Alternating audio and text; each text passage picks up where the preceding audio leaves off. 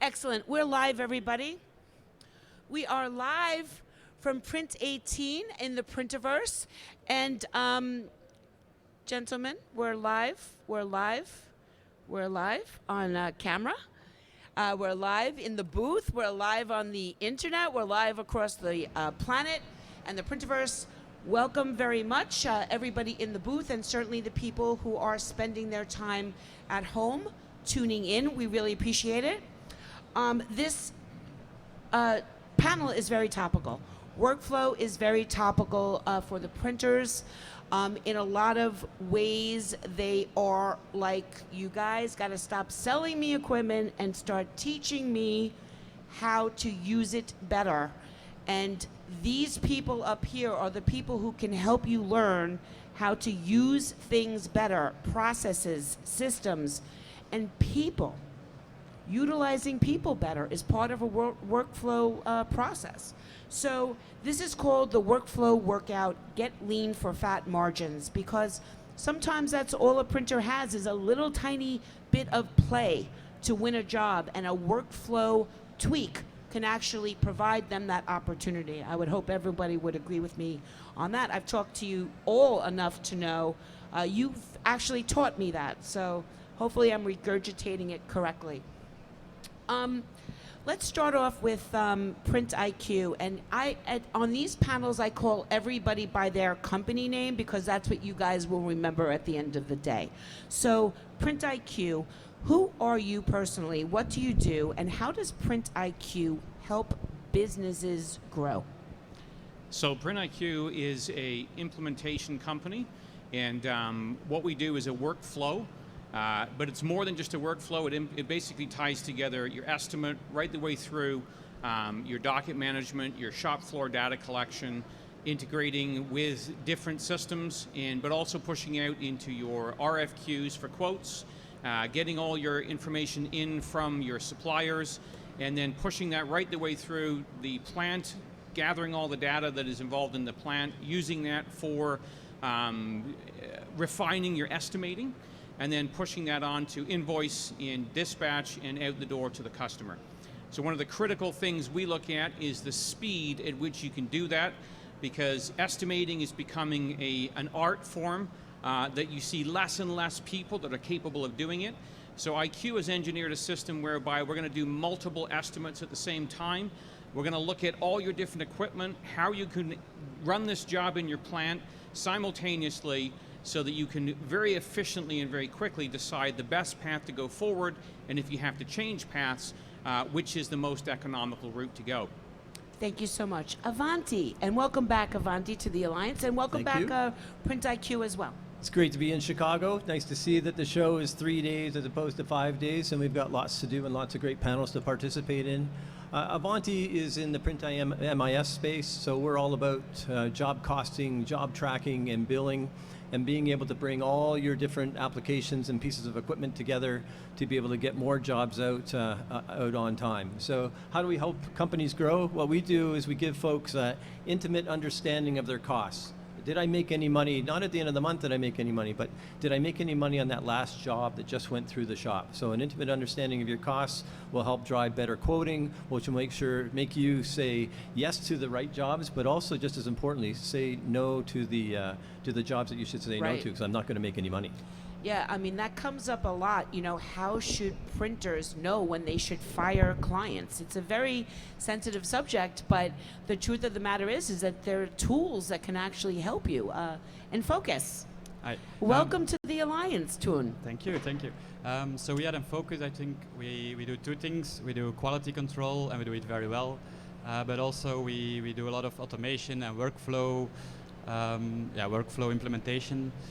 Going from very small repetitive tasks that we replace with automated processes to complete workflows as well. So we really find out where you can start with automation and how you can grow, I think. Yeah. Thanks so much. I happen to know this gentleman very well, Dave from Solimar. Solimar does some really interesting stuff. Why don't you tell everybody a little bit about who you are and how Solimar is helping empower communications? Well, actually, Look at me knowing the tagline. I know. we actually start with the fully composed document and help you build the workflow, everything from enhancing the document to tracking the document and everything. Quick question for you guys. How many people like pie? Me. Okay, I want you to think about pie when you think about workflow, because there are three things that you can do in your workflow.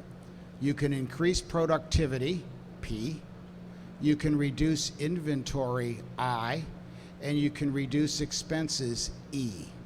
And what we do is help you by do that. And we start off with an assessment and totally understanding what your workflows are now, and then how they can be improved by addressing either productivity, inventory, or expenses. So Bob Rouse, remember when I was asking you to tell me something in a way I can understand it? Dave Day does that for me all the time. Pie, I will never forget it. Just so you know, it was that simple. I like it. And actually, you know, there's a song in the movie Michael that you guys have to think about taking care of there. It's called I Like Pie. Yes. You're going to like it.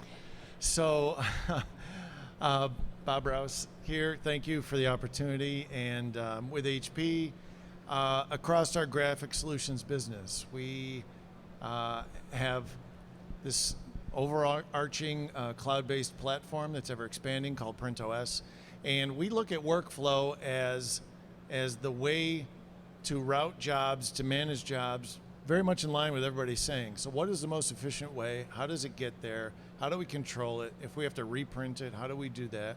How do we track all the steps that we're doing, our productivity on our presses, and productivity in our operations? So we're really investing heavily in a lot of this, for sure. So I would totally encourage everybody to visit these companies either here or online to get a full understanding of their offerings. But with only 30 minutes, I kind of have to cut to the chase here. So, and I like to ask a little bit of fun questions. So here it goes. When it comes to helping printers increase their margins, which feature of your software is your personal favorite and why? Okay. Anybody who wants to start? Can I? Yes. We'll go back down the line. Is No, that all right? I'm not mixing it up this year. I'm looking to see who looks like they want to answer, and then letting other people think Well, about I it have the for a microphone. moment. Well, so- it's not surprising that you have the I know, microphone. But I know. But no, so a couple things as far as margins.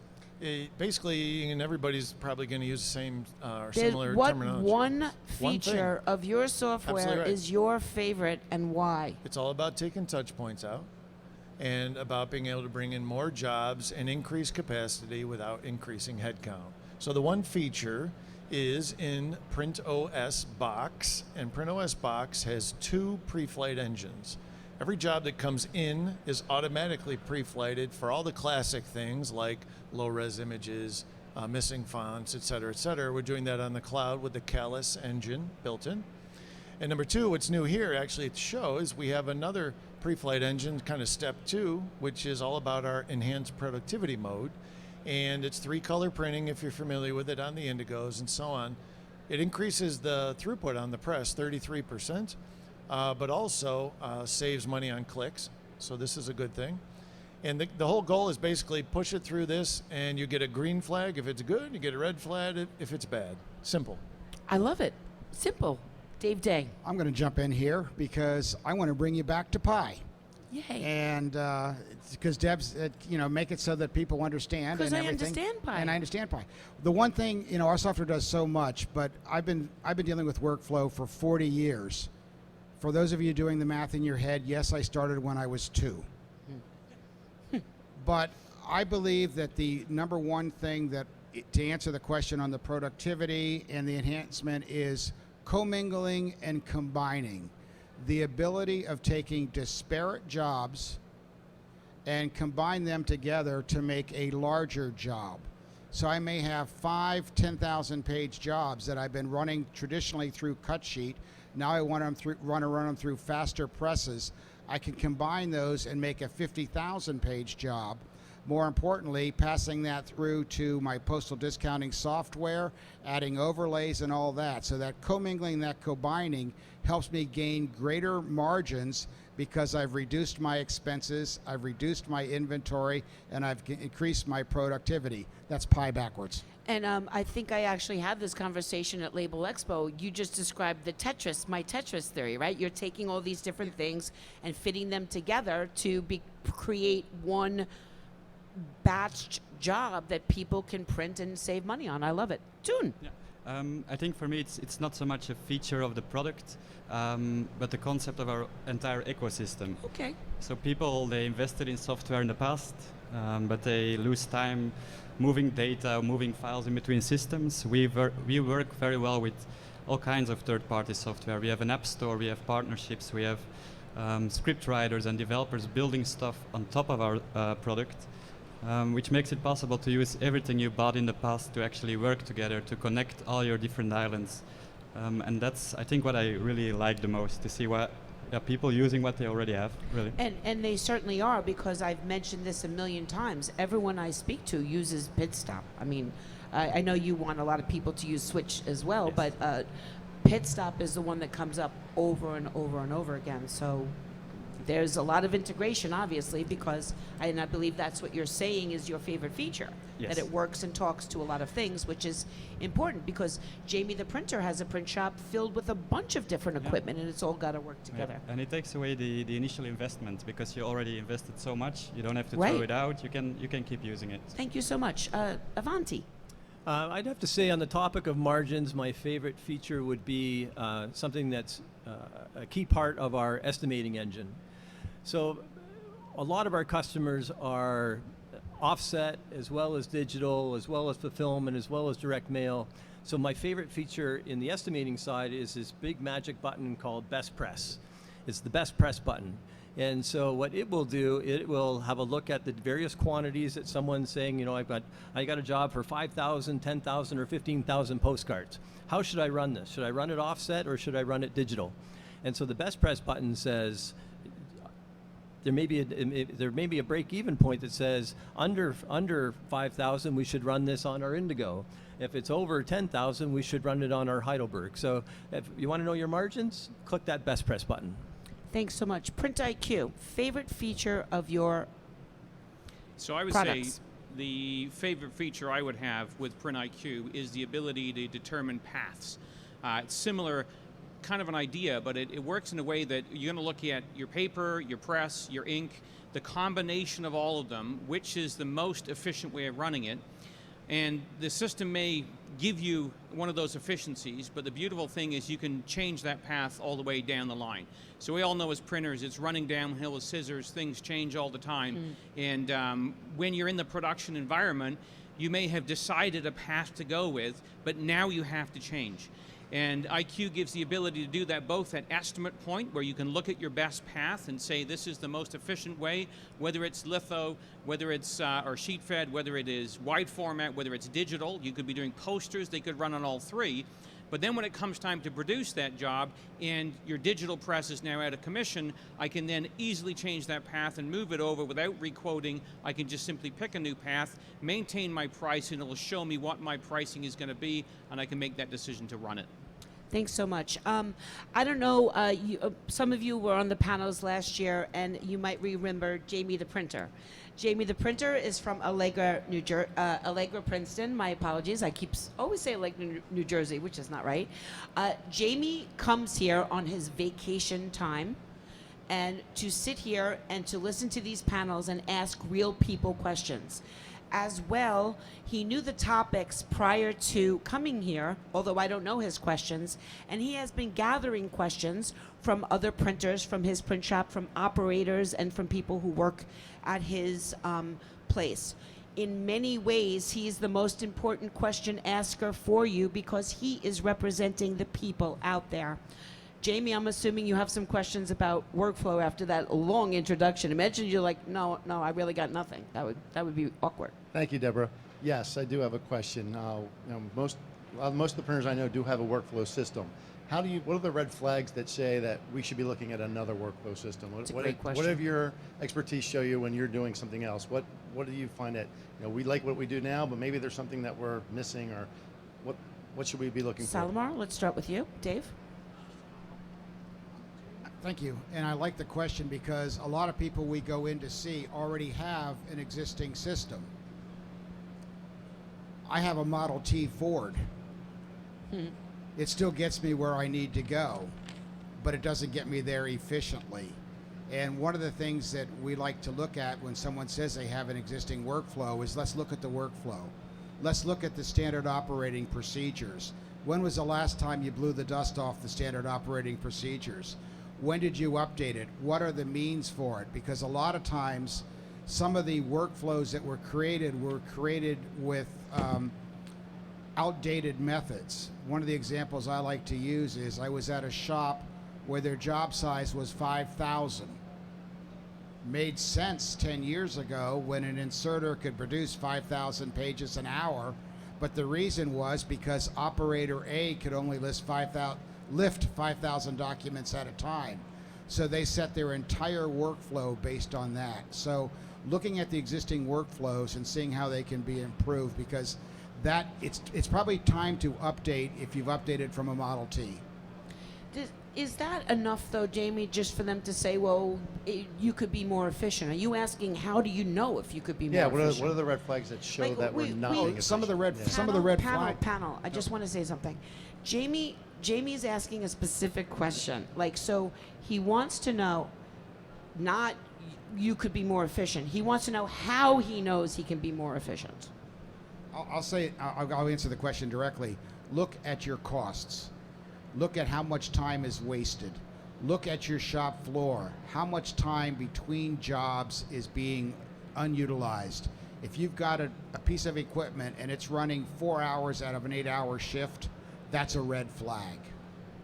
Perfect, thank you. Tune, yeah?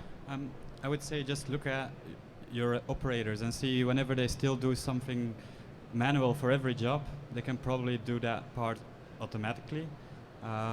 And if you look at adding another workflow, that's probably also a red flag. If you're looking at adding a second or a third workflow, you might think about linking everything together more before starting looking at an additional workflow.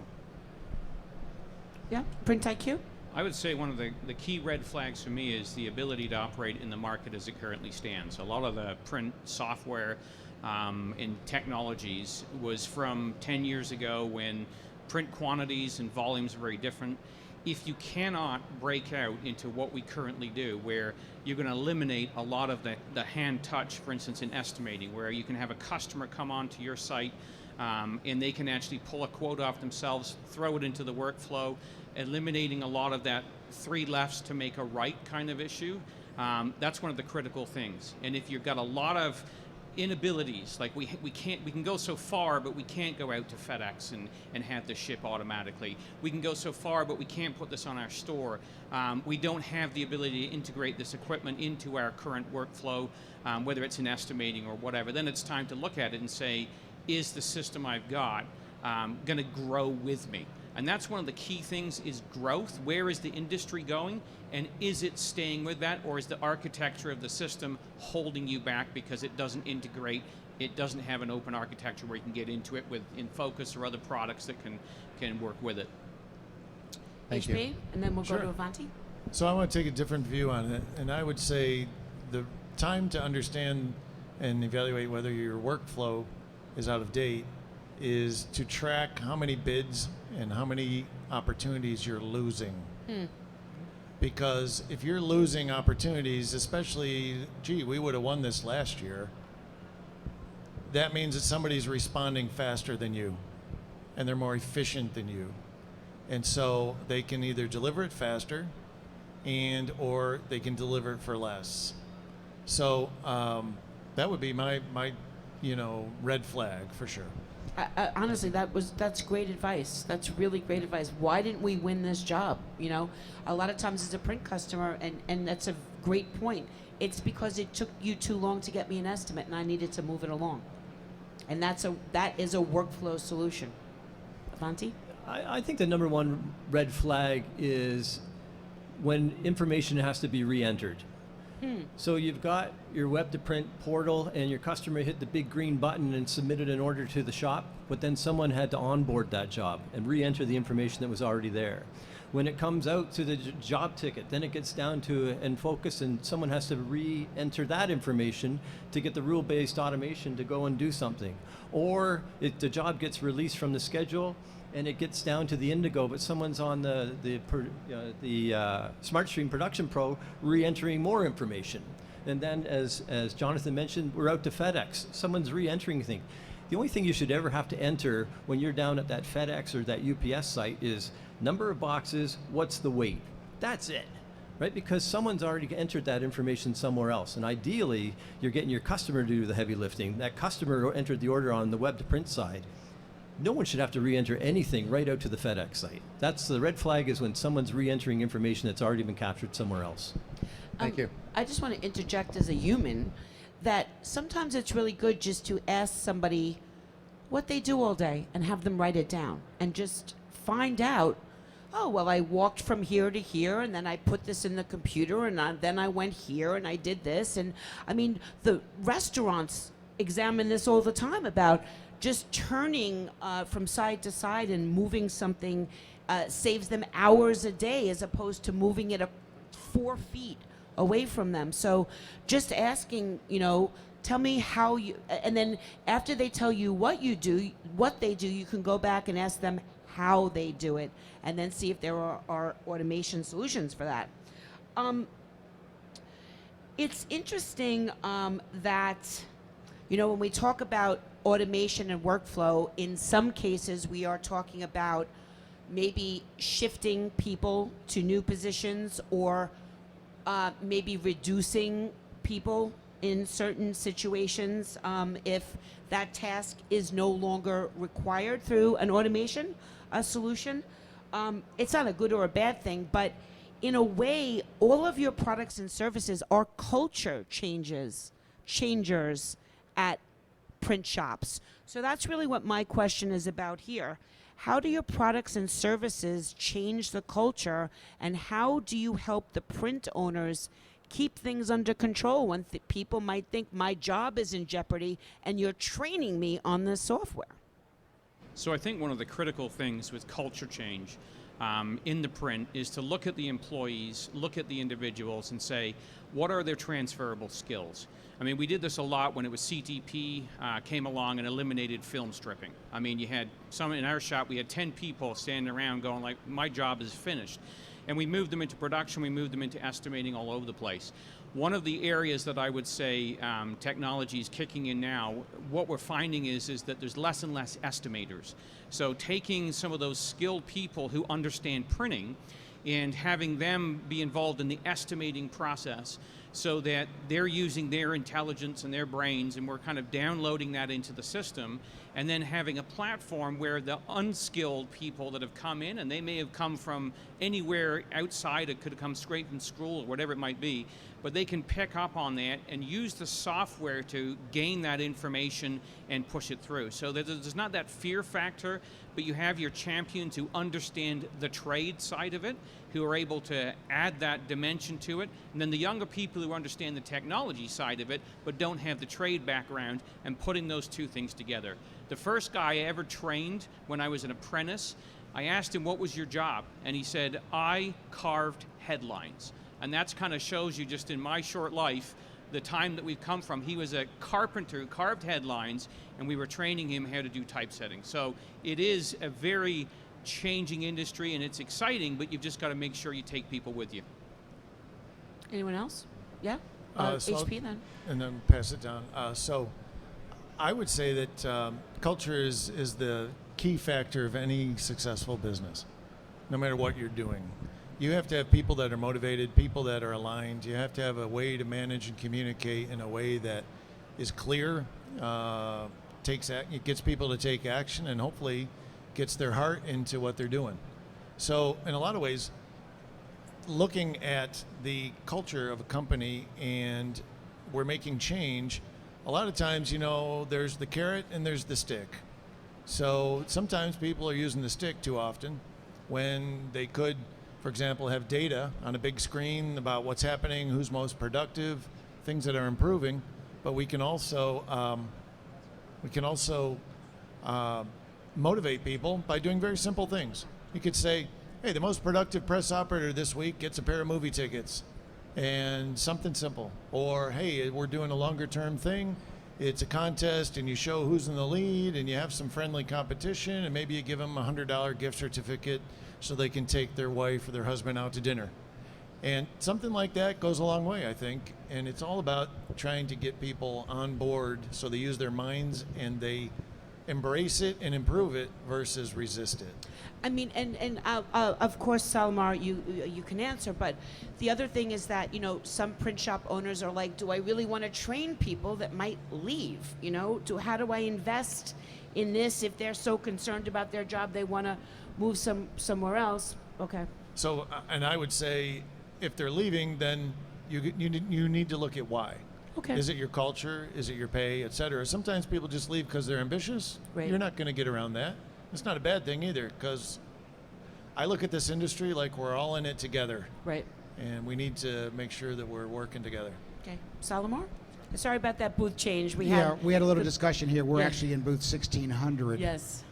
So I would like to answer that question by referring to my colleague's question 2 questions ago, where he was talking about, you know, some of the people, because one of the things that, as you change technologies, people like to feel empowered.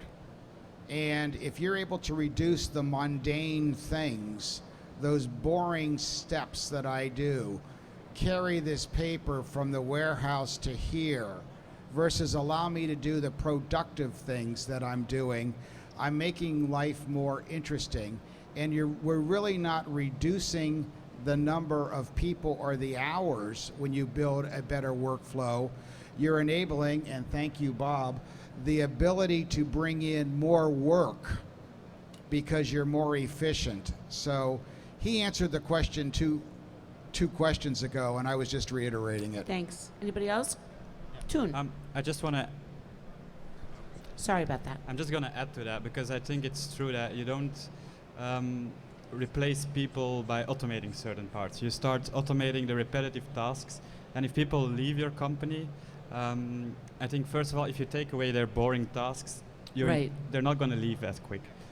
What we also see is that people invest in automation, their revenue grows, and afterwards they hire more people. So automation, to me, it's giving you a growth path, but it also allows you to hire more people in the end. At least that's what I see most often. And potentially with different skills that the customers require. Indeed. Yep. Stephen, Avanti.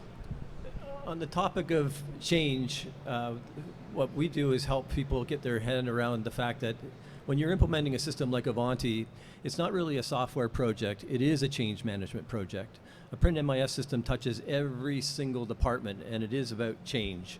And so the best coaching that we can give those folks is about the team that you put together to work on the project, and identifying the people, one from each department, engage them early, get them involved, and in terms of who to pick those folks that you recognize aren't going to be the people that get in the way of change or say, that's not how we do things around there.